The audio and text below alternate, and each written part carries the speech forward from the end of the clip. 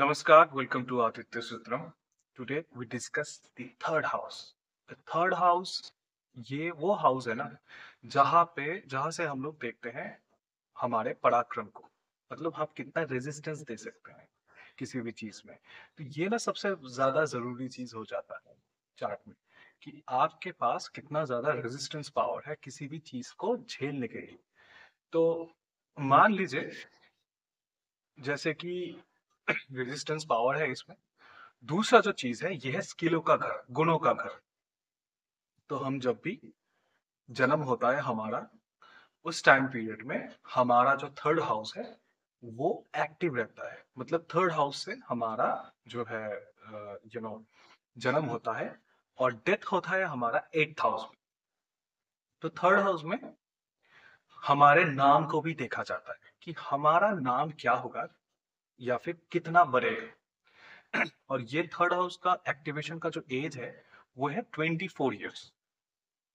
अब मैंने बहुत बार ना फेसबुक प्रोफाइल में हो गया या फिर मेरे व्हाट्सएप के चैनल में हो गया, व्हाट्सएप के स्टेटस में हो गया, हर जगह पे मैंने बोला है कि आ, जब कभी भी थर्ड हाउस एक्टिवेट होता है, आई मीन कि 24 ईयर्स, उस टाइम पीरियड में हमारे लाइफ जो है वो 360 एंगल में घूम जाता है कि हमारे पास कितना गुण है या फिर अवगुण है। उसके हिसाब से हमारा जो लाइफ है वो दिखता है। मान लीजिए कोई अगर स्कूल में बहुत अच्छा टॉपर रहा, अब 24 ईयर एज के बाद सडनली देखा जाता है कि उसका फॉल होने लगता है। इसका मतलब ये है कि उसका जो थर्ड हाउस है किसी ना किसी हद तक वहां पे प्रॉब्लम्स है। कोई ना कोई ऐसे प्लैनेट जो है जैसे कि सैटर्न हो गया या फिर राहु हो गया, वो अपने सबसे ऊंचे किस्म के जो उनके जो विजन्स है या फिर दृष्टि है, उससे उस हाउस को देखते हैं। लेट्स से अगर थर्ड हाउस में अगर सैटर्न देखता है अपने सेवेंथ एस्पेक्ट से या फिर राहु देखता है अपने सेवन एस्पेक्ट से, तो ये मान के चलना है कि वो जो 24 से लेकर 36 ईयर्स है वो काफी स्ट्रगलिंग होगा। और अगर ये अपने तीसरे दृष्टि से देखता है तो वो तो मतलब हो ही गया। अगर सैटर्न अपने थर्ड दृष्टि से अगर देखेगा तो वहां पे चांसेस बहुत कम हो जाता है कि वहां पे राइज होने का। अब गुण क्या है? गुण का मतलब है कि देखो जैसे कि होता है ना कि आप आपके पास बहुत सारे स्किल्स है। जैसे कि आपको पेंटिंग अच्छा लगता है, आप पेंटिंग कर सकते हो, आप सिंगिंग कर सकते हो, आप डांसिंग कर सकते हो, या फिर आप अच्छा लिखते हो, राइटर भी हो। तो थर्ड हाउस से ना ये सब कुछ देखा जा सकता है। बहुत सारे ऐसे चार्ट मैंने देखे, वहां पे ये सिमिलैरिटीज मुझे दिखा कि हाँ, जो भी जिनका भी थर्ड हाउस बहुत प्रोमिनेंट है, एक्सट्रीमली गुड है, तो उनके जो स्किल्स है ना बहुत बढ़िया है। किसी भी आर्टिस्ट का जब मैंने चार्ट देखा तो वहां पे मैंने ये चीज मैंने नोटिस किया कि उनका थर्ड हाउस जो है बहुत अच्छा है। और वहां पे वीनस होगा या फिर वहां पे आपका बुध भी हो सकता है। अगर जुपिटर रहेगा तो वो बहुत अच्छा राइटर बनाता है, क्योंकि जुपिटर जो है वो नॉलेज का कारक भी है, विजडम का कारक है। I am really sorry. Jupiter जो है वो आपके फॉर्चून का कारक है, विजडम का कारक है, इन सब चीजों का वो कारक है। तो जुपिटर जब भी ना आपके थर्ड हाउस में बैठेगा तो वहां पे वो इस तरीके से काम करेगा। लेकिन जुपिटर जब भी थर्ड हाउस में बैठता है तो वो है पराक्रम का घर। तो इंसान जो है ना बहुत आलसी हो जाता है, एक्सट्रीम लेवल में आलसी हो जाता है वो। लेकिन अगर शुक्र बैठेगा तो आप देखोगे जो मूर्तिकार होते हैं, जो स्टैचूज बनाते हैं, ऐसे लोगों के वहां पे शुक्र बैठा होता है या फिर शुक्र जो है वो आस्पेक्ट दे रहा है। तो इस तरीके से देखा जाता है। और दूसरा अगर मैं प्लेनेट के बारे में बोलूं तो मंगल अगर वहां पे बैठता है तो ये लोग, आप देखोगे कि जो फिजिकल लेवल में जो गेम्स होते हैं या फिर फिजिकल लेवल में जो प्रैक्टिसेस होते हैं, लाइक आपके हो गए कराटे, हो गए आपके जूडो, हो गए आपके स्विमिंग, हो गए, इन सब चीजों में ये बहुत अच्छा काम करते हैं। और बहुत सारे ऐसा चार्ट मैंने देखे वहां पे। एक चार्ट मैं बोलना चाहूंगा, मेरी एक बहुत अच्छी दोस्त भी है, वो कोलकाता में रहती है। तो उनका थर्ड हाउस जो है वो ब्रिलियंट है। और थर्ड हाउस में जो है मंगल बैठा हुआ है, and she is winner of judo and karate in her time. तो ये चीज हुआ है। लेकिन जो थर्ड हाउस के जो मालिक हैं, वो बैठे हुए 8th हाउस में। तो जब ये दशा आई ना, तो जितने भी सारे उनके गुण थे, वो एक टाइम पे आके डिमोलाइज़्ड हो गए। क्योंकि यही चीज़ है कि जब भी आपका थर्ड हाउस का लॉर्ड 8th हाउस में बैठेगा या फिर 12th हाउस में बैठेगा, आपके जो गुण है ना, वो गिरेंगे, वो लॉसेस में जाएँगे। तो इसलिए थर्ड हाउस ऐसे देखा जाता है। मेरे बहुत ऐसे पहचान के लोग हैं जिनका मैंने देखा है कि बहुत अच्छे थे, मतलब बहुत नाम था उनका। लेकिन 24 ईयर एज के बाद ना ऐसा हुआ कुछ कि उनका लाइफ जो है वो सडनली चेंज हुआ। कोई जुआ में घुस गया या फिर किसी ने ऐसी जगह से लोन लिया ले लिया कि वहां से वो निकल नहीं पा रहे हैं। तो इस तरीके से ना थर्ड हाउस काम करता है। तो इसलिए अगर किसी का थर्ड हाउस अगर बुरा होता है ना, तो 24 से लेकर 36 ये जो टाइम पीरियड है ये बहुत खराब जाएगा।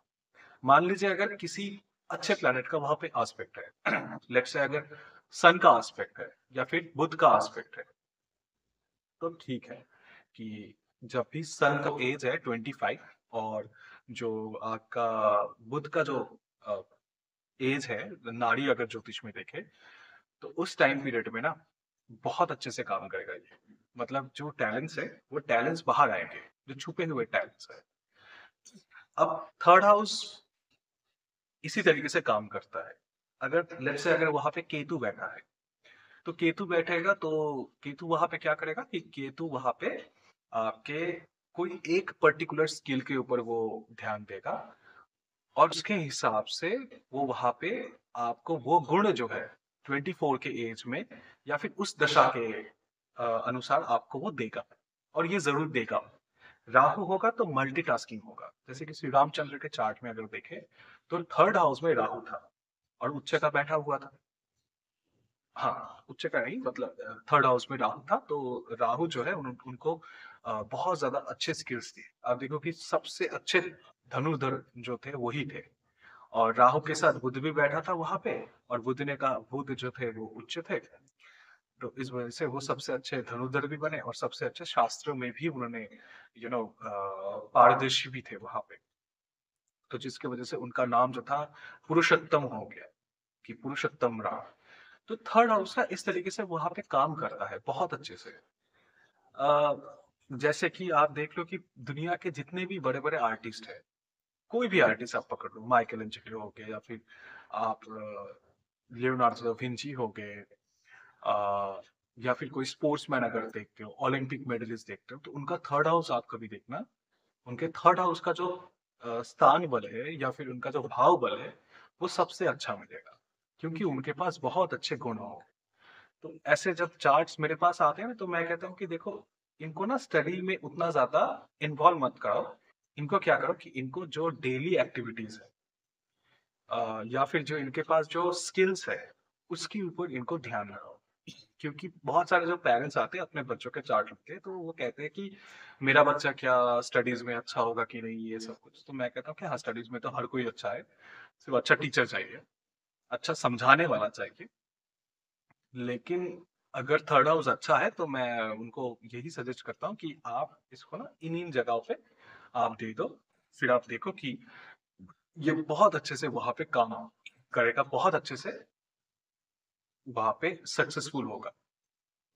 तो थर्ड हाउस जो है वो हमारे हैबिट्स भी है, कि हम हमारे हैबिट्स जो है वो किस तरीके से काम करते हैं, कि हम हमारे हैबिट्स को किस तरीके से अप्लाई करते हैं हमारे लाइफ में।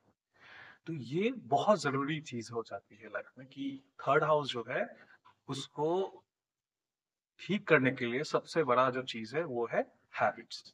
कि आप सुबह कब उठ रहे हो, रात में कब सो रहे हो, आप क्या देख रहे हो, आप क्या खा रहे हो, ये जो सारे जो चीज है ये थर्ड हाउस से ही आते हैं।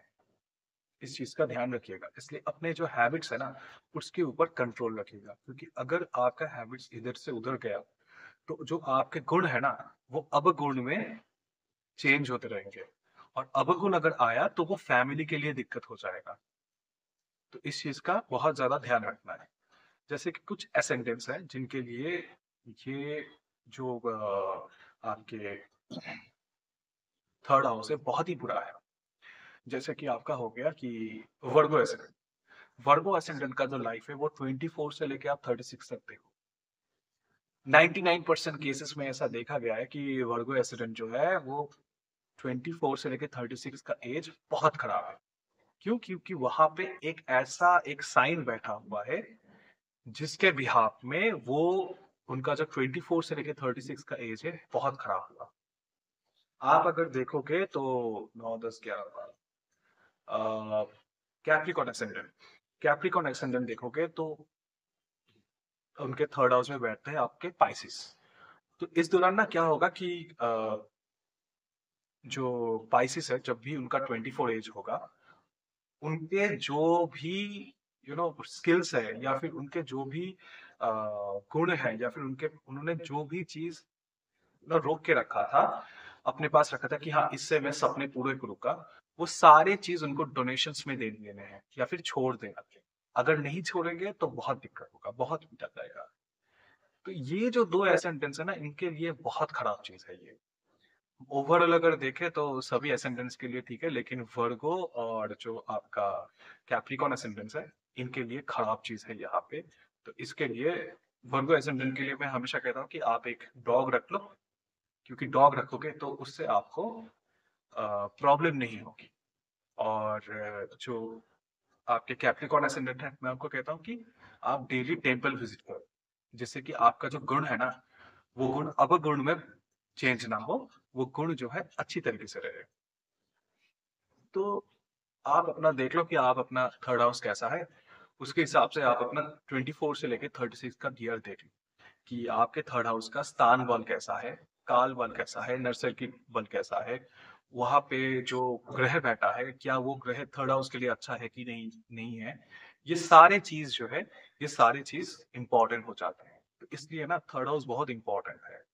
कि देखो 24 से 36 ना किसी भी इंसान के लिए सबसे इंपॉर्टेंट ईयर्स होते हैं, क्योंकि इसी दौरान आप शादी भी करोगे, इसी दौरान आपको नौकरी भी मिलेगा, इसी दौरान आप ट्रैवलिंग करोगे, आपके पास वो ताकत होगी कि हाँ कुछ करके दिखाना है। अगर इसी दौरान अगर सबसे खराब ना सिचुएशन हो जाता है, डाउनफॉल हो जाता है, तो लोग ना जिंदा नहीं बचते हैं। तो इसलिए ध्यान रखो। और किसी को अगर कंसल्टेशन चाहिए तो वो मेरे से ले सकते हैं, अपॉइंटमेंट बुक कर सकते हैं आप लोग। सो यही था वीडियो, और thank you very much. Please subscribe, follow and share my video. Thank you very much.